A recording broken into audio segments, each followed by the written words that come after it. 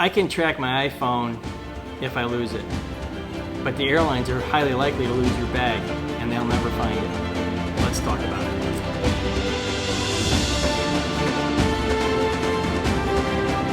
So, this week we're going to start out with Unruly Passengers. Rates have dropped significantly since the FAA started its zero tolerance campaign, but that was still 6 times for every 10,000 flights, and that is a lot. Even with traffic in the recovery stage, we should see a lot more incidents as traffic continues to ramp back up. But under the zero tolerance policy, the FAA does not pass go, does not collect $200. They collect a heck of a lot more. They go straight to fines, and so far they have levied over $1.1 million in fines. And with a whole travel season to go with the holidays, that could be a lot of money in the trust fund. So that leads me to why CEOs can't call other CEOs and say, hey, I got a bunch of bad people on my list. You want to share with your list? That doesn't happen. They don't share anything.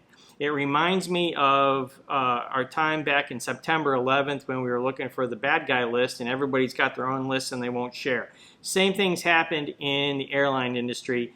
Each of the airlines keeps their own list, and they create their own no-fly list. Delta has already banned 1,600 passengers, and they are looking for the industry to work together. They can't get anybody on the same page, so what do? They go to a hearing in Congress and ask for help to create a bad person's list. Hey, what a good idea. But I still think, hey, pick up the phone. Hey, don't let these people fly, because it doesn't work. If I get banned from one airline, I got a whole bunch of other airlines that I can try. And, they all go to a lot of the same places. So even something that easy, they can't seem to work together. And that just makes you wonder how the FAA gets any modernization done with consensus-driven things like they do at the NAC. It's amazing. It is just a struggle in this industry. And let's close with this. On speaking of unruly passenger news, United Airlines had to send out a reminder to flight crews not to duct tape passengers to the seats. If you need that kind of reminder, we are in serious trouble. DJI has been on the wrong side of the U.S. government since drones became a thing. They had up to 94% market share in 2018, which is down to just over 54% in 2021. They build some awesome drones, they build great camera gear, and they are soon to have a new release of 3 new products. But other manufacturers are creeping in, slowly but surely, but those numbers are super, super small, except for somebody like Autel. Now, Autel's gained a lot of ground with their Evo series, and that's a series of small to professional style drones. And they're even approved for DoD use. But I've been looking for a new drone because they have, some in the ocean, some have flown into trees and exploded. Even had a fire on a boat with a lithium battery fire, which now I'm very clear on how that can be very important that you don't put that in your bag. But those drones look very familiar. They look just like DJI drones. They look so much like them, except they're painted red. And they're the only other manufacturer that makes an under 250 gram drone, which is the kind that you don't have to register with the FAA. Really interesting. They use a US address in Washington State, but they're owned by Autel in China. And the drones happen to be made in the exact same town as DJI. So is DJI just moving across the street, painting them red and selling their products from a different factory? I'm asking for a friend. That's probably going to get me in trouble. Hey, more information has been released regarding what didn't actually happen in Gatwick, and that there was no drone that screwed up the operations for several days. And the FAA has released a Part 139 CERT alert. I think that's a pretty cool sounding kind of thing. Part 139 is the regulations that govern how airports with scheduled and unscheduled commercial flights get certified. The alert informs airport operators that their emergency operation plans should include instructions for responding to unauthorized UAS operations. This is fantastic. Finally, actionable evidence that people care about drones flying into airports and somebody's going to try to do something about it. This is great news as we move forward on this issue. It's very complicated, but this is a great start. Now we just got to find out exactly what is supposed to go in those emergency plans and what to do about it. That's the next step. Hey, let's just take each step. This is a victory. Blue Origin. They are going down swinging. This protest on the lunar lander thing, they are playing the safety card and they want a do-over. They have urged the Court of Federal Claims to direct NASA to start over on the $3 billion lunar lander contract. A complete do-over. They say NASA should have found SpaceX's proposal unawardable for failing to meet crucial flight safety requirements. That is quite an accusation for somebody that just took William Shatner to space and back because it was fun. I think NASA ought to probably be able to make that call, but we'll see. This is an important area about who can claim the safety card. Pretty wild stuff going on. So, the pushback has begun.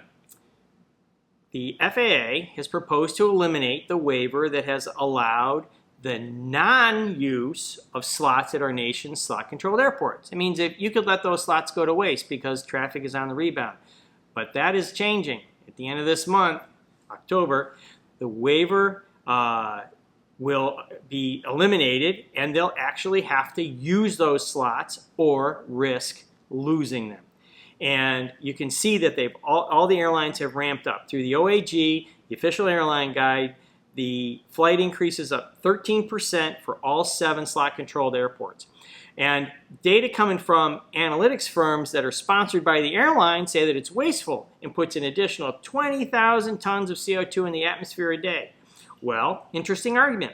I don't think we should do wasteful things, but I don't think you should be able to hold on to a slot when somebody else might want to use it to keep out a competitor. That's kind of bogus.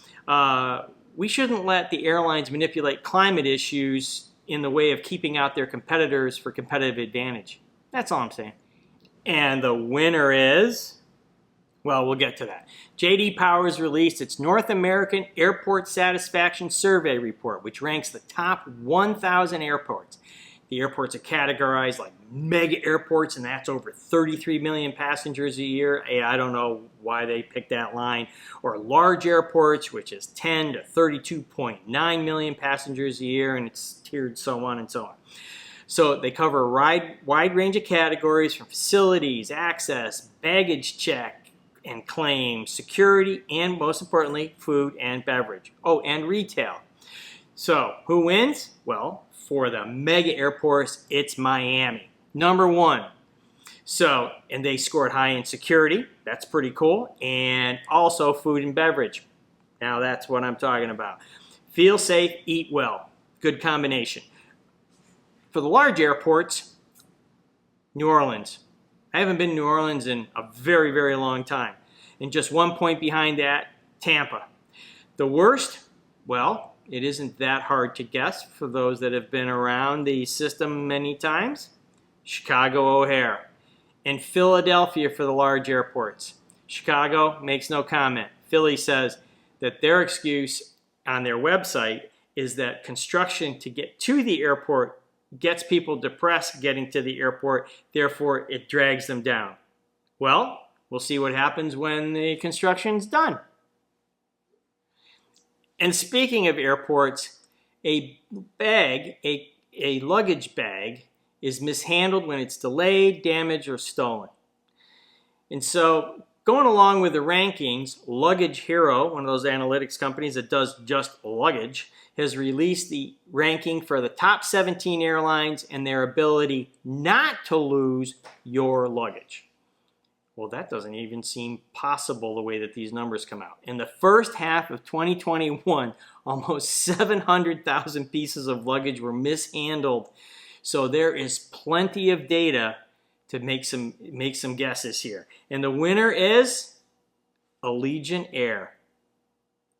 Who? They lost just 1 bag for every 650 checked. And that's the winner? Are you kidding me? Seems like a pretty low bar. Hawaiian Airlines came in second, losing 1 bag for every 500 checked. Whoa, that seems like a lot of bags. So who wouldn't check your bags with? Envoy Air. And who are they? Well, they're part of the American Airlines group. They lose 4.5 bags out of every 500. Don't ask me why they don't just use 1,000 bags, but they don't. 4.5 bags. And since they're owned by American, it's fitting that American is also close to the bottom with 3.5 bags out of 500. Oh my God. And this is supposedly an improvement over the last few years. This is an improvement. I think you're taking a risk. I suggest you take your bag with you or ship it FedEx. With all the technology that we have available to track stuff, including your phone, you can put a little thing on there from Apple to track your stuff. We can't do this with bags. Seems pretty ridiculous. Hey, FAA reorganization drama. A few weeks ago, the FAA sent a request to Congress to reorganize the next-gen organization and implement another mandate for the Chief Technology Officer. The request established a CTO position under the FAA and redefined some of the next-gen things into a research organization, including parts of the Tech Center in Atlantic City, New Jersey. And there's some new offices established and things like that. Now for the drama. U.S. Senators Cory Booker and Robert Menendez sent letters to the FAA Administrator, Mr. Dixon, that these proposed changes jeopardize the integrity and effectiveness of the research facility. And it even came up at Administrator Dixon's hearing this past week about how it might impact that. Just a very interesting situation where the FAA isn't in control of its day-to-day operations and the chain of command. It's just something. I think the FAA should be able to organize the way it sees fit. I mean, I don't think they walked into this willy-nilly. It needs to keep up with times. It needs to have best practices. And the fact that Congress is engaged at all on this level of operation just seems odd in the first place and out of whack. Not allowing change for many years, not allowing these things to happen just seems especially concerning that the FAA won't keep up. And in a lot of ways, it doesn't keep up. And so Congress is going to have to own how they don't keep up, or how successful it is. Now they did the exact same kind of type of reorganization for the Mike Monroney Aeronautical Center, and that seems to work out pretty well. But this is an important battle of who's actually in charge of the FAA.